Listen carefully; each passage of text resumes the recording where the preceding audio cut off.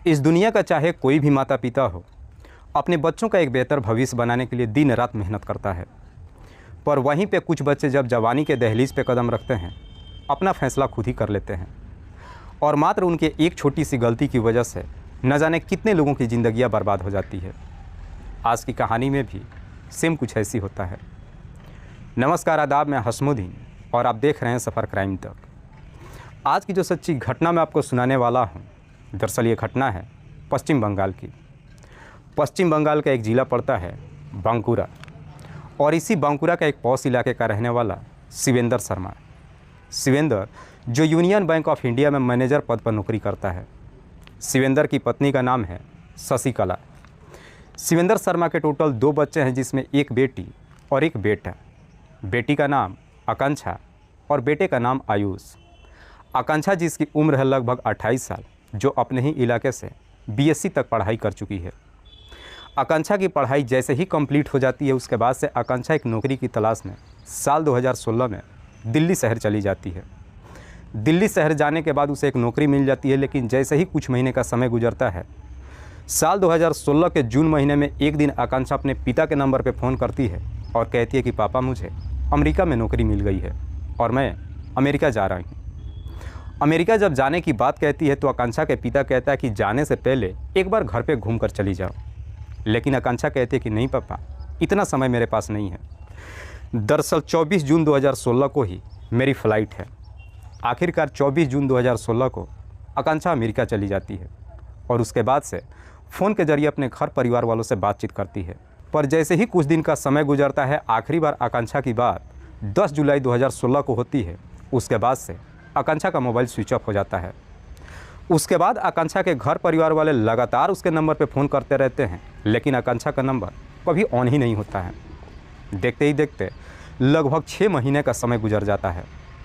आकांक्षा का मोबाइल जब ऑन नहीं होता है, इस पर आकांक्षा के घर परिवार वालों को थोड़ा सा अटपटा लगता है। इसीलिए 5 जनवरी 2017 को नज़दीकी थाने में जाकर अपनी बेटी की पूरी कहानी पुलिस को बताते हैं।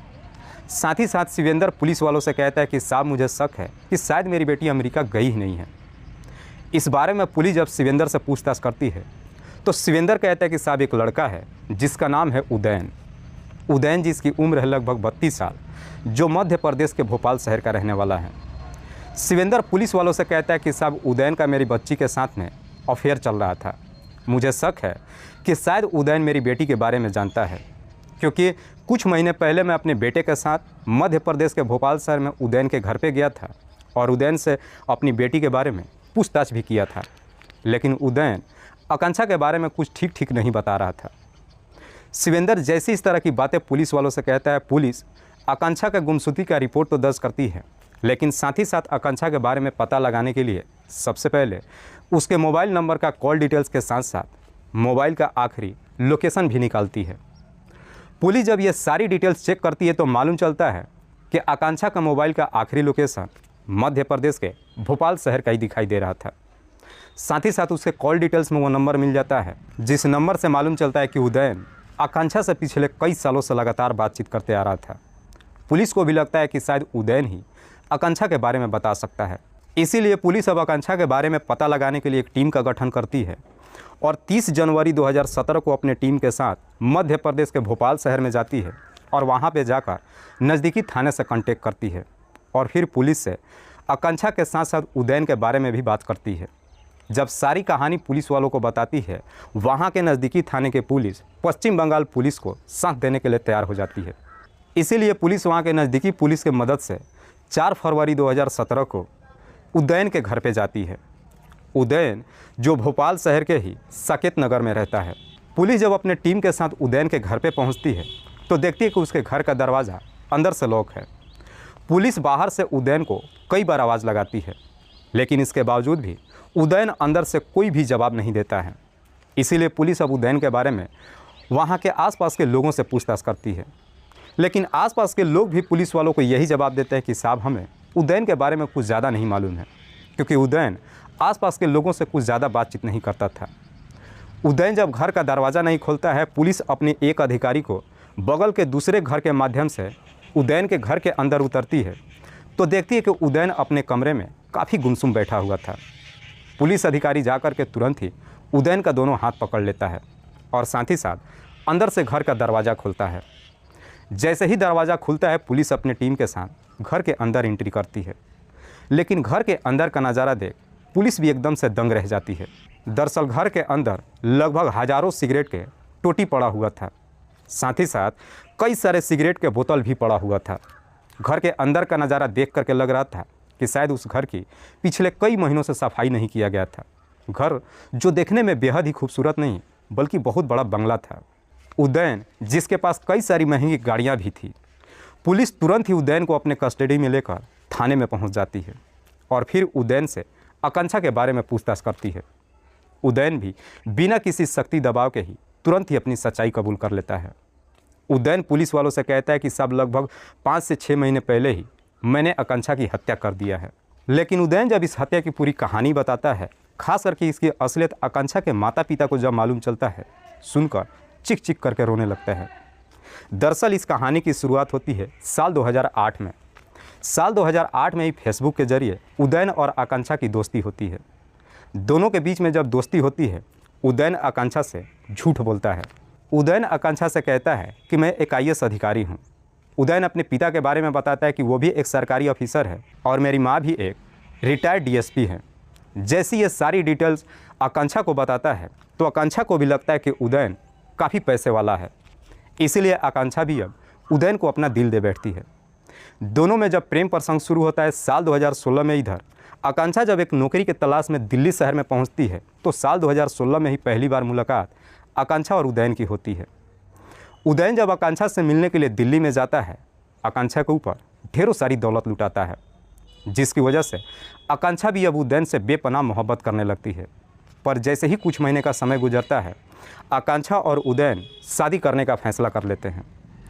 आकांक्षा उदयन से शादी करने का फैसला तो कर लेती है, लेकिन इस बारे में अपने पिता से नहीं बताती है, बल्कि अपने पिता से एक झूठ बोलती है। आकांक्षा को लगता है कि अगर उसके पिता को जब मालूम चलेगा कि वो उदयन से शादी करने जा रही है, उसके पिता इस शादी के लिए कभी तैयार नहीं होंगे।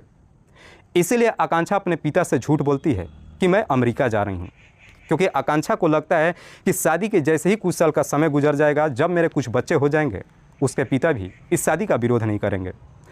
इसलिए आकांक्षा अब सीधे अमेरिका जाने की अपने पिता से कहती है, ताकि उसके घर परिवार वाले भी कभी भी उसकी तलाश नहीं करेंगे। पिता से झूठ बोलने के बाद 24 जून 2016 को आकांक्षा भोपाल शहर उदयन के पास चली जाती है। वहाँ पहुँचने के बाद कुछ ही दिन के बाद दोनों एक मंदिर में जाकर शादी कर लेते हैं।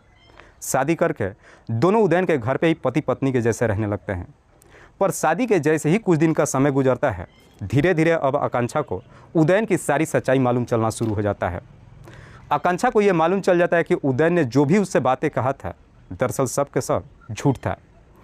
क्योंकि आकांक्षा जब उदयन से उसके माता पिता के बारे में पूछताछ करती है, तो उदयन अपने माता के पिता के बारे में आकांक्षा को कुछ भी नहीं बताता है, बल्कि इधर उधर की बातें कहकर टाल देता है। पर जैसे ही कुछ दिन का समय गुजरता है, आकांक्षा को मालूम चलता है कि उदयन के ज़िंदगी में उसके अलावा और भी कई सारी लड़कियां हैं। लेकिन आकांक्षा भी कम नहीं थी, क्योंकि आकांक्षा का भी कई सारे लड़कों के साथ अफेयर चल रहा था। जैसे ही कुछ दिन का समय गुजरता है, एक दिन आकांक्षा का एक्स बॉयफ्रेंड उसका कुछ अश्लील फ़ोटो सोशल मीडिया पे पोस्ट कर देता है।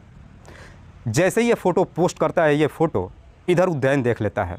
उदयन उस फ़ोटो को देख करके काफ़ी गुस्से में आ जाता है। उदयन को लगता है कि शायद आकांक्षा का अभी भी कई सारे लड़कों के साथ में अफेयर चल रहा है। उस फ़ोटो को देखकर इस प्रकार से गुस्से में पागल हो जाता है कि शाम के वक्त जब घर पे पहुंचता है, इस बारे में आकांक्षा से पूछताछ करता है। लेकिन आकांक्षा अपने पति से सब कुछ झूठ बताती है।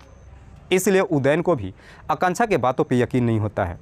इसी बात को लेकर के 10 जून 2016 को दोनों के बीच में झगड़े तकरार होता है। झगड़े तकरार करने के बाद आकांक्षा तो गहरी नींद में सो जाती है, लेकिन उदयन के आंखों में नींद ही नहीं आती है।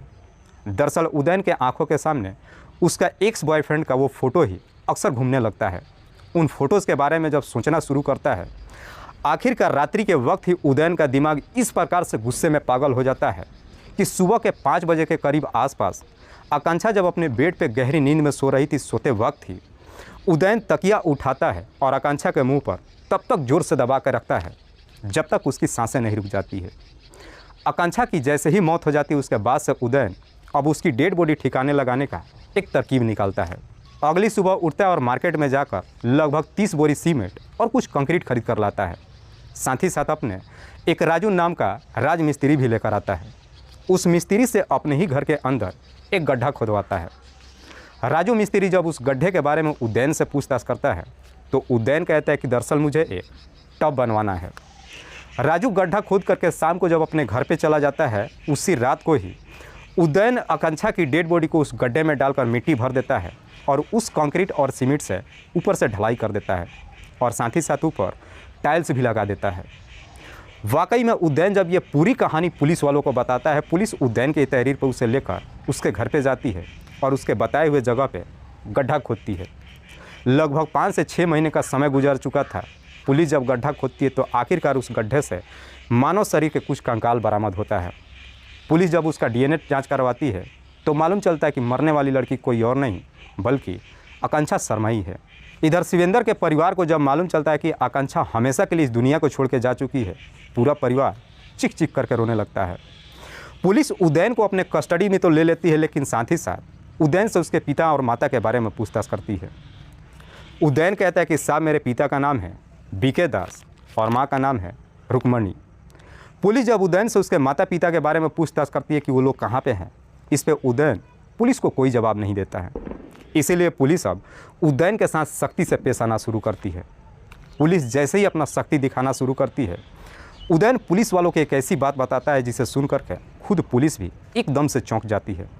दरअसल उदयन पुलिस वालों से कहता है कि साहब लगभग 5 से 6 साल पहले ही मैंने ही अपने माता पिता की हत्या कर दिया है। पुलिस जब इस हत्या के बारे में पूछताछ करती है तो उदयन पुलिस वालों से कहता है कि दरअसल मेरे माता पिता अच्छे इंसान नहीं थे। उदयन के माता पिता जो दोनों ही सरकारी कर्मचारी थे, रिटायर होने के बाद जब दोनों को अच्छा खासा पैसा मिलता है, उन्हीं पैसों से एक बिजनेस की शुरुआत करते हैं, जिस बिजनेस से उदयन के माता पिता अच्छा खासा पैसा ही नहीं कमाते हैं बल्कि कई सारे बंगले भी खरीदते हैं।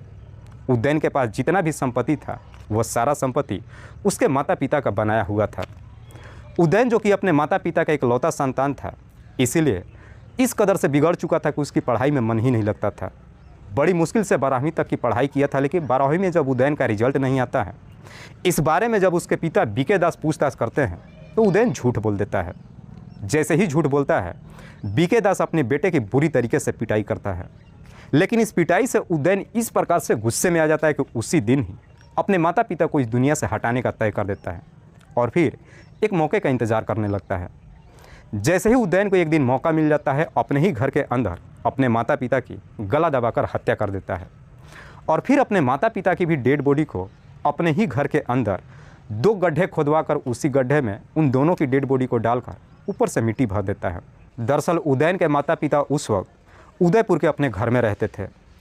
जैसे ही उदयन अपने माता पिता की हत्या की पूरी कहानी बताता है, पुलिस उदयन को लेकर के उदयपुर उस घर में लेकर के जाती है, लेकिन तब तक उदयन उस घर को लगभग 30 लाख रुपयों में बेच चुका था। पुलिस जब उस घर में पहुंचती है, उदयन के बताए हुए जगह पर जाकर के जब गड्ढा खोदती है तो आखिरकार उन गड्ढों से भी मानव शरीर के कुछ कंकाल बरामद होता है। वाकई में उदयन जब ये पूरी कहानी पुलिस वालों को बताता है, पुलिस उदयन के तहरीर पर उसे अपने कस्टडी में लेती है। अगले दिन उसे जिला अदालत में पेश करती है, जहां से उसे जेल भेज दिया जाता है। दोस्तों, इस पूरी घटना के बारे में आप क्या सोचते हैं? आप अपनी राय हमें कमेंट बॉक्स में ज़रूर दीजिएगा। तब तक के लिए जय हिंद, जय भारत।